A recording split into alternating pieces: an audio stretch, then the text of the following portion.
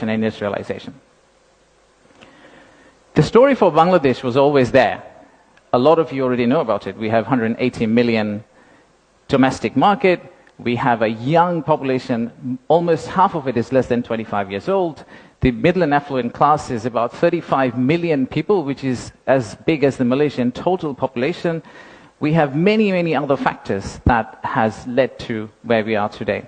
And actually, I must say that there are companies who have been here for more than 100 years and have made exceptional returns compared to the global markets. So if you look at some of these companies who have actually operated in Bangladesh for a long, long time, the returns they have got in Bangladesh is actually significantly higher than the global average.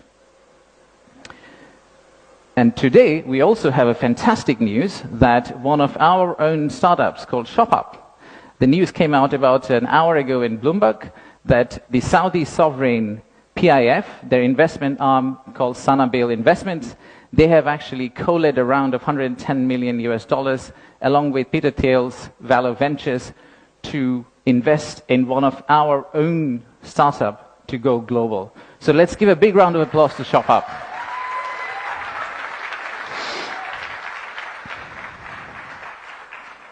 So that's today. That's today. So what's tomorrow? How do we go from here to the vision we have for 2035? So this $180 million story, or 180 million people story, is not enough. I think we need to redefine market. We believe the market is actually much larger. When we talk about market, we should be talking about a much larger regional market which you could potentially serve out of Bangladesh. You set up your factory here, you export out to all these markets. At the same time, I would expect these markets to set up their factories and push it back to Bangladesh. Use the ports of Bangladesh and potentially export out to the rest of the world. So the narrative that we've had, why invest in Bangladesh, is not really a domestic market 180 million story. It is a regional story and it's a global story. To further strengthen ourselves, we have decided to enhance our port capacity. In Chittagong area, what you see now, we are actually tripling that within the next few years, which is essentially allow this region to consider Bangladesh as one of the biggest logistical hubs. However, that's not all. We need to do a lot more. So at the beginning of interim government's period, we actually decided to talk to more than 200 CEOs and entrepreneurs who actually are doing business in Bangladesh today.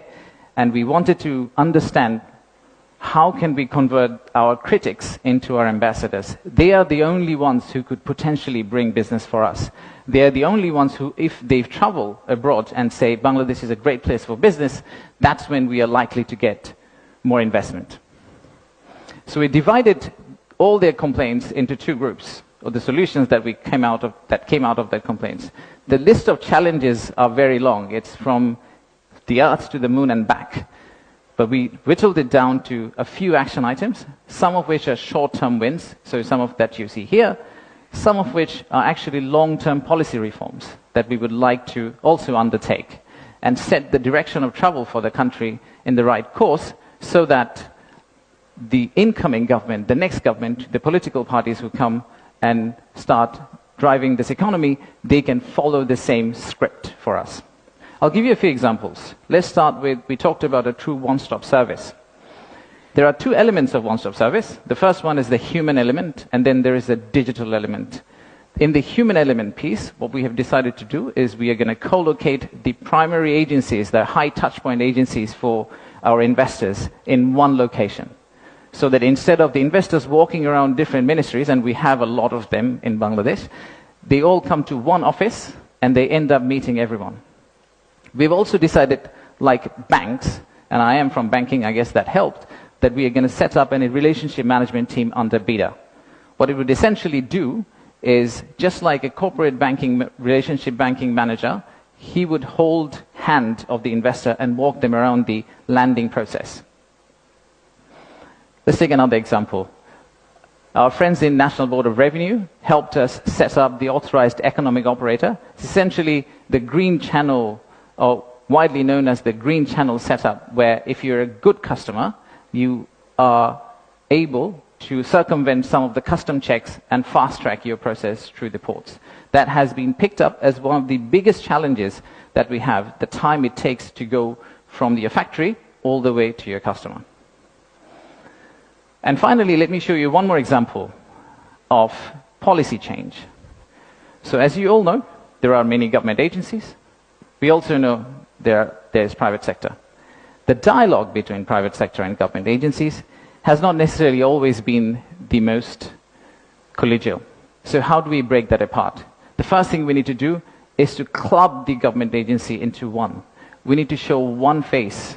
We need to be one outfit for our customers, our investors. And then create a bridge between our private sector and the government of Bangladesh. So what we are planning to do is to set up a private sector advisory council that will actually counsel the head of state directly on a regular basis, essentially voicing the changes that they would want to drive the economy forward. So these are some of the examples of what we are planning to do. And if we are able to do that, we do believe that we will get to the end, the vision we have for 2035. Now, of course, there are many, many other factual reasons, statistics, tables, Excel files that I can share with you to tell you why you should invest in Bangladesh. In fact, the next slide will have a QR code which you can scan and download, which will have essentially this presentation. So you didn't have to take the photos of the presentation, by the way. You will have this presentation, and you will also have an appendix of facts and figures and why we think competitively we're actually in a very better place than our competitors. So please watch out for the QR code. But before I go there, I would really like to finish off with this. There are economic reasons to invest in Bangladesh, but I really don't want you to invest in Bangladesh for the economic reasons. If you really think about investing in Bangladesh, think about investing in Bangladesh because of the transformational journey you're going to be part of. For the odd mixture of warmth and resilience our people have, and our century-old culture paired with the shared values that we have with you. So I rest my case here. Thank you very much for coming, and enjoy the rest of the day. Thank you all.